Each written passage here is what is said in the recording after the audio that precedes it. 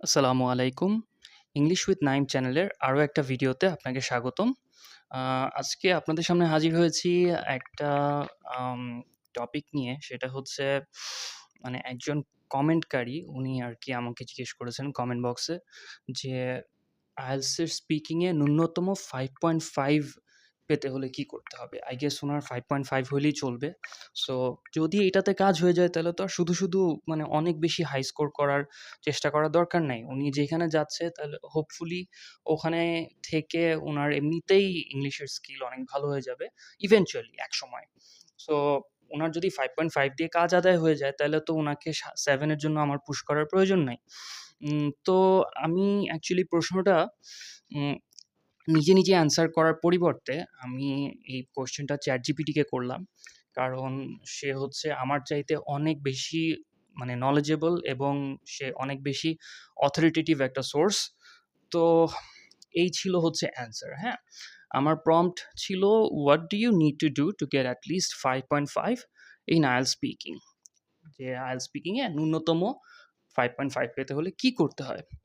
তো ChatGPT আমাকে যেটা বলল সেটা হচ্ছে যে, "To achieve at least a 5.5 in the IELTS speaking test, candidates need to meet certain criteria. Here's what is generally required." আচ্ছা, তারপরে বলতেছে, "Fluency and coherence, number 1. Speak without long pauses.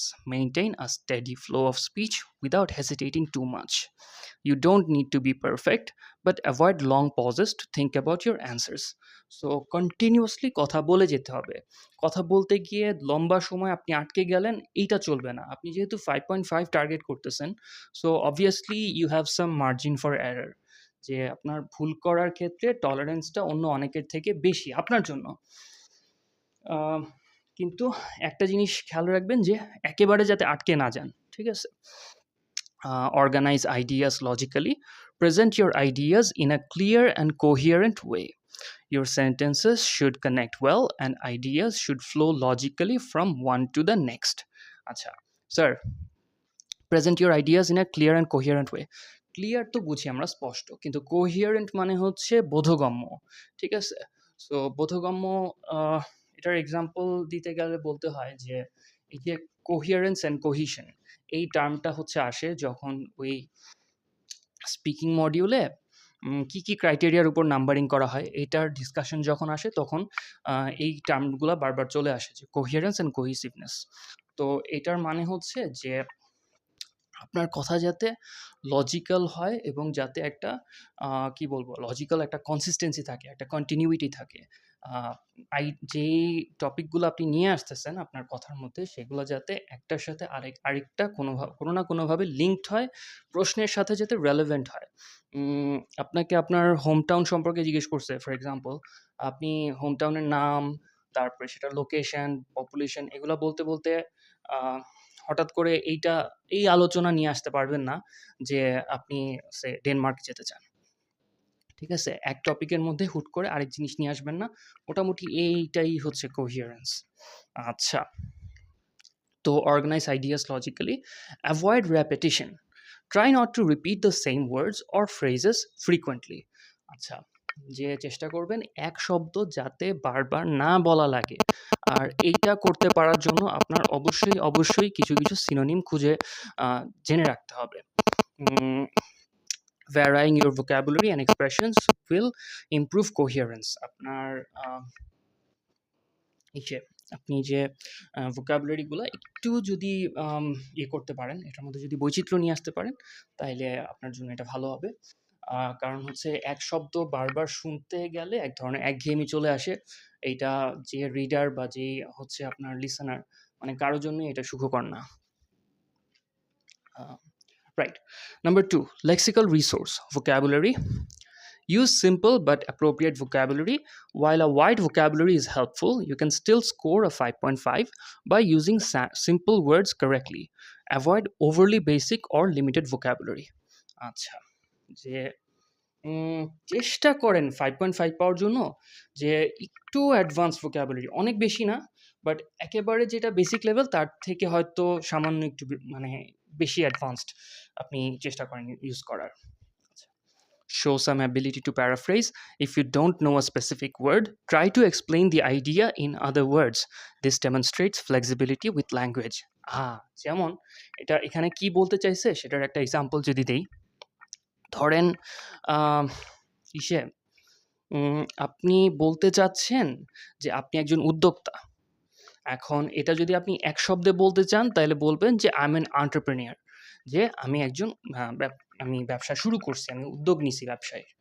আর এখন ধরেন আপনার এন্টারপ্রেনিউর শব্দটা জানা নাই বা সামহাও ওই মুহূর্তে মনে আসতেছে না, তাহলে আপনি বলবেন যে I have started my own business, আমি আমার নিজের ব্যবসা শুরু করছি। তো এই জিনিসটাই, এই কাজটাই যে ওই এন্টারপ্রেনিউর কঠিন শব্দটাতে না গিয়ে আপনি ঘুরায় পেঁচায় ওই একই ইনফরমেশন তাকে পাস ডাউন করলেন। তো এইটা হচ্ছে flexibility. Shows some ability to paraphrase. Number 3, grammatical range and accuracy. Use basic sentence structures correctly. যে আপনি বেসিক সেন্টেন্স ইউজ করবেন এবং সঠিকভাবে করবেন, ঠিক আছে? You should be able to form grammatically correct simple sentences. Mistakes are acceptable as long as they don't hinder understanding. Sir, hinder মানে বাধাগ্রস্ত করা, বাধা প্রদান করা। বলতেছে যে অ্যাটলিস্ট সিম্পল সেন্টেন্সগুলা গ্রামাটিক্যাল কারেক্টনেসের সাথে আপনার করতে পারার ক্যাপাসিটি দেখাইতে হবে। আচ্ছা, mistakes are acceptable as long as they don't hinder understanding. আচ্ছা, ভুল হইতে পারে, আপনি 9 টার্গেট নিয়ে পরীক্ষা দিচ্ছেন না, সো ভুল করাটা অ্যাকসেপ্টেবল, কিন্তু এত বেশি ভুল যাতে না হয়ে যায় যে আপনি কি মেসেজ দিতে চাচ্ছেন সেটা অস্পষ্ট হয়ে গেল, ওই পর্যায়ের ভুল করা যাবে না। Attempt more complex sentences. Try to use a mix of simple and complex sentences. Even if your complex sentences are not perfect, attempting them shows range. আচ্ছা, আপনি তো সিম্পল সেন্টেন্স ইউজ করবেন কারেক্ট গ্রামারের সাথে, আর একটু চেষ্টা করবেন যে সেন্টেন্সগুলোকে কিভাবে আরও কমপ্লেক্স করা যায়, একটু লম্বা করার চেষ্টা করবেন, ঠিক আছে? যদি একটু ভুল হয়েও যায় তাতেও সমস্যা নাই, কিন্তু যদি আপনি একটু বড় সেন্টেন্স তাকে মানে রচনা করে শুনাইতে পারেন, তাহলে হচ্ছে এটা আপনার রেঞ্জ দেখাবে, আপনার যে গ্রামাটিক্যাল রেঞ্জ সেটা হচ্ছে তার সামনে এটার প্রমাণ রাখবে, ঠিক আছে? একটু ভুল করে হইলেও প্রয়োজনে, বাট সেটা স্পেসিফিক্যালি আপনার জন্য, যারা সে 7 বা 8 টার্গেট নিয়ে পরীক্ষা দিতেছে তাদের জন্য আবার এটা না। আচ্ছা, next, common errors are tolerated. You can still score 5.5 with some consistent grammatical mistakes as long as your meaning is clear. ওই যে আগের কথাটাই, যে আপনি কিছু ভুল থাকা সত্ত্বেও 5.5 পেয়ে যেতে পারেন। 5.5 আসলে খুবই ইজি একটা মার্ক।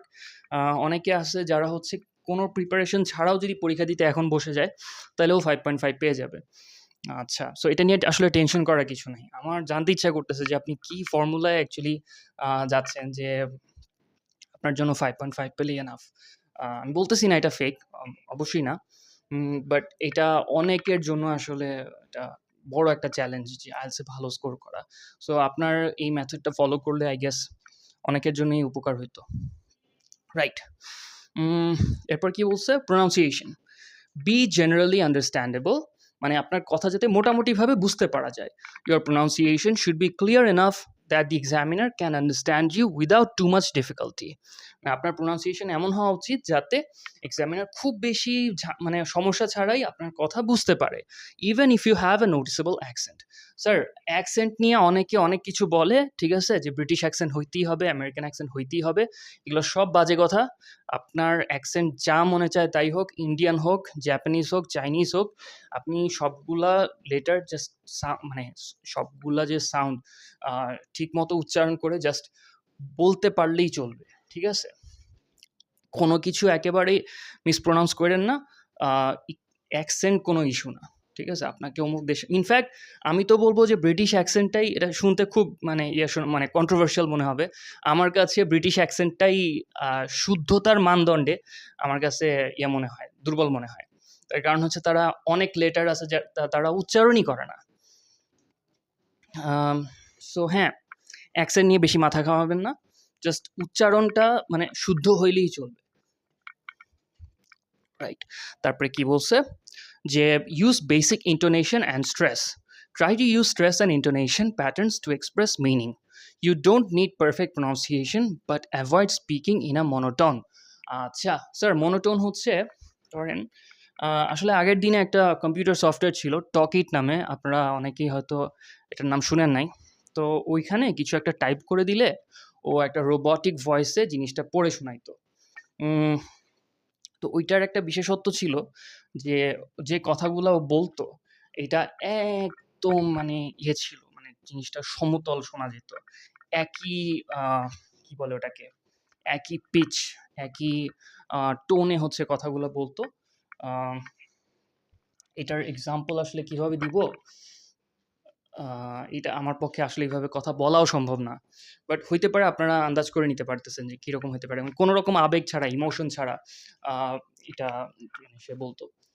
আর ইন্টোনেশন এর যদি এক্সাম্পল প্রপার ইন্টোনেশন ব্যবহারের এক্সাম্পল যদি দিতে যাই, তাহলে আ এটা বলতে হয় যে আমরা ধরেন যখন প্রশ্ন করি, তো প্রশ্ন করার সময় কিভাবে কথা বলি যে, "তুমি কি খেয়েছো?" বা "তুমি কি গিয়েছিলে?" এরকম কথার মধ্যে একটা একটা মেলোডি আসে, একটা মিউজিক আসে। সো এই জিনিসটাকে বলে ইন্টোনেশন এবং এটা কিন্তু ইনফরমেশন ক্যারি করে। ঠিক আছে? আপনি কি ইন্টোনেশন দিয়ে কথা বলতেছেন সেটা থেকে কিন্তু কিছু তথ্য আসলে প্রকাশ পেয়ে যায়। আম যেমন আপনি কাউকে ডাকলেন, এমনি সাধারণ ভয়েসে ডাকলেন সেটা একরকম। আর আপনি ওই রাগ গলায় ডাকলেন তখন কিন্তু শব্দ একই থাকলেও বা বাক্যটা একই থাকলেও কিন্তু বাড়তি একটা তথ্য যাচ্ছে যে আপনি তার উপর রাগ করে আছেন। সো ইন্টোনেশন এই জিনিসটা ম্যাটার করে। এটা কমিউনিকেশনের মধ্যে এটা একটা গুরুত্বপূর্ণ একটা ফ্যাক্টর। সো এখানে বলতেছে যে use basic intonation and stress.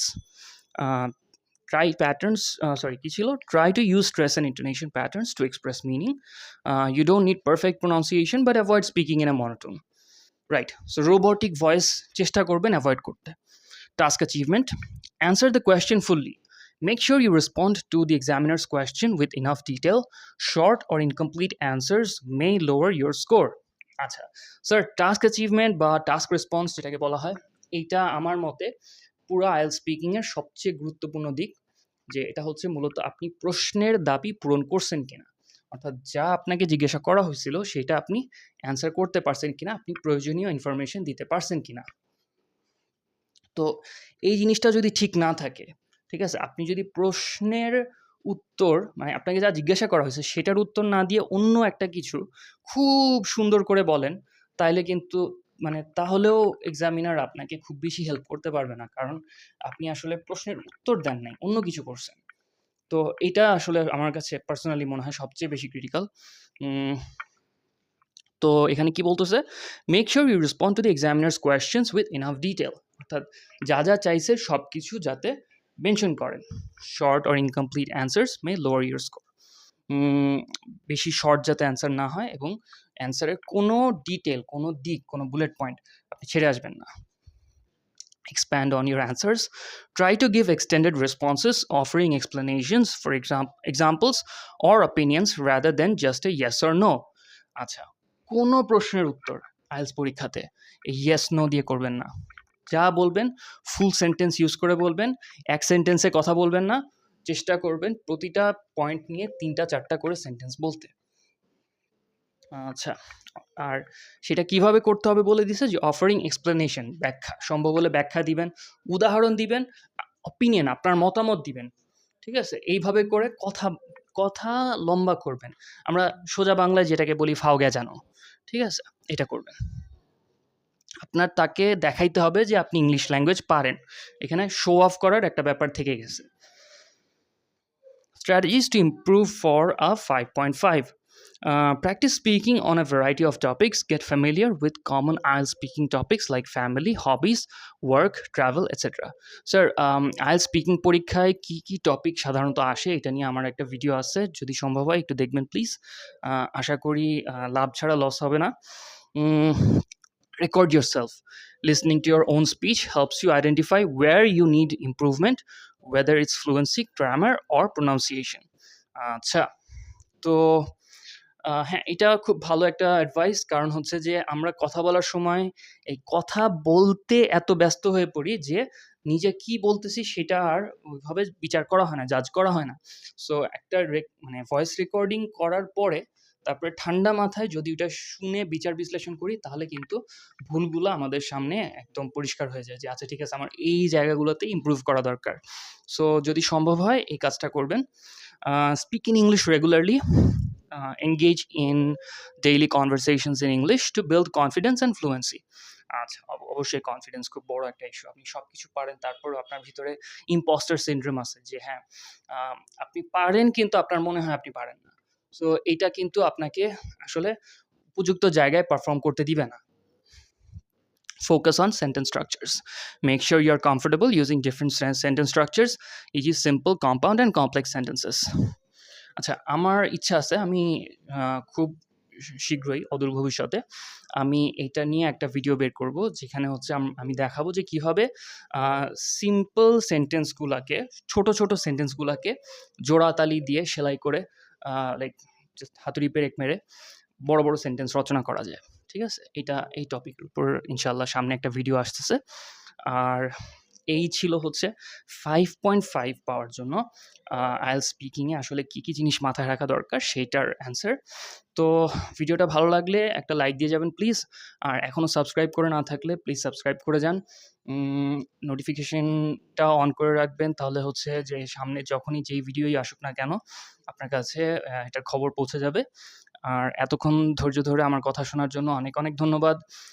ইনশাআল্লাহ সামনে IELTS রিলেটেড এবং ইন জেনারেল ইংলিশ ল্যাঙ্গুয়েজ শেখা সম্পর্কিত আরও ভিডিও নিয়ে আবারও আসবো। তো ততক্ষণ পর্যন্ত আল্লাহ হাফেজ।